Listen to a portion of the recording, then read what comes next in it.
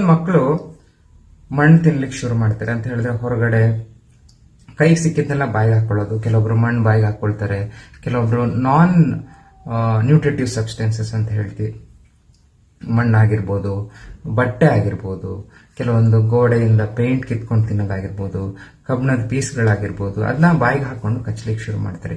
ಏನಕ್ಕೆ ಈ ರೀತಿ ಆಗ್ತಾ ಇರುತ್ತೆ? ಐರನ್ ಡಿಫಿಷಿಯನ್ಸಿ ಅನಿಮಿಯಾ ಅಂತ ಹೇಳ್ತೀವಿ.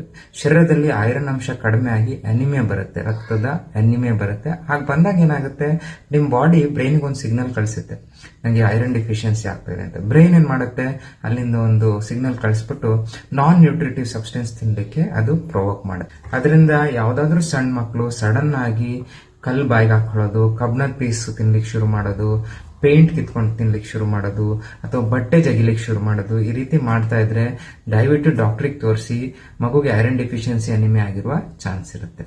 Thank you.